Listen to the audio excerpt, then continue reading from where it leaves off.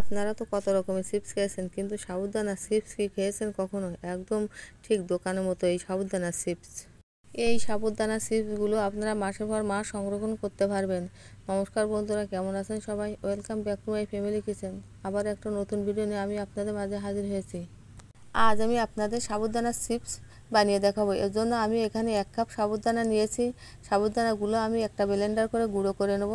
খুব বেশি মিহি করার দরকার নেই, একটু দানা দানা থাকলে ভালো হয়।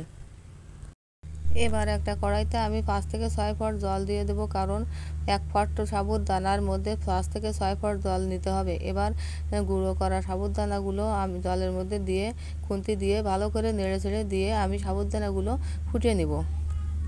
এবার দিয়ে দেবো স্বাদ মতো লবণ দিয়ে ভালো করে নেড়ে ছেড়ে আমি সাবুদানাটা আটা আটা করে নেব। এইভাবে সাবুদানাটা নেড়ে ছেড়ে ভালো করে আটা আটা ভাব করে নিতে হবে।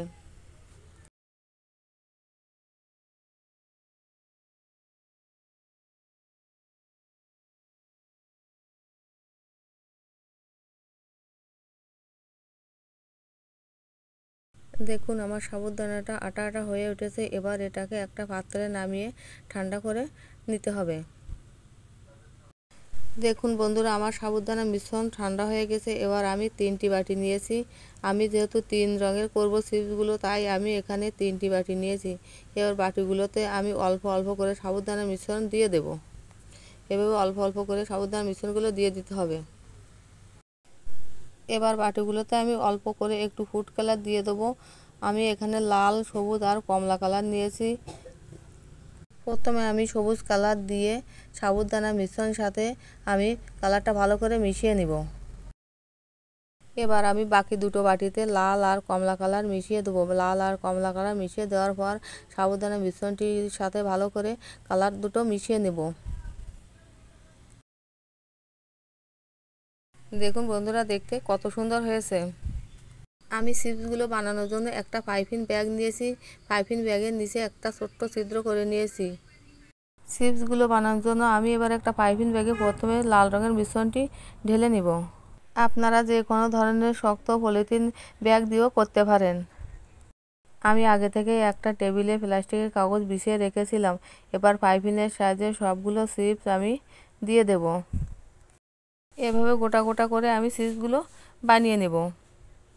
এখানে আমি চিপসগুলো 4 রকম করেছি, যাতে চিপসগুলো দেখতে সুন্দর হয়। এভাবে আমি সবগুলো চিপস দিয়ে দেব। বন্ধুরা, সাবুদানা চিপসগুলো খেতে এতটাই সুস্বাদু যে একবার খেলে বাচ্চারা বারবার খেতে চাইবে। দেখুন বন্ধুরা, আমার সবগুলো চিপস বানানো হয়ে গেছে। দেখতে কি সুন্দর হয়েছে। এবার সাবুদানা চিপসগুলো আমি রোদে শুকাতে দেব।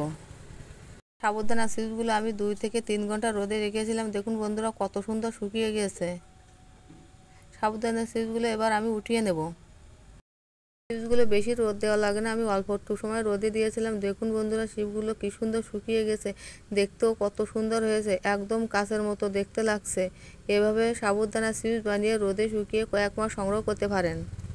সাবুদানা চিপসগুলো দেখে মনে হচ্ছে বাজার থেকে কিনে আনা, এত সুন্দর হয়েছে দেখতে।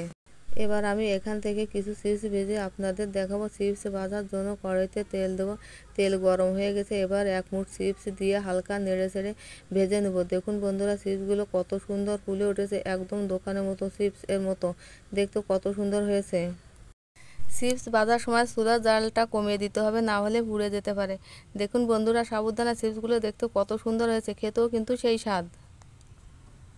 আমার সাবুদানা চিপসগুলো ভাজা হয়ে গেছে। দেখুন বন্ধুরা, দেখতে কত সুন্দর হয়েছে। এভাবে সাবুদানা দিয়ে বাচ্চাদের চিপস বানিয়ে খাওয়াতে পারেন, বাচ্চারা খেতে খুবই পছন্দ করবে।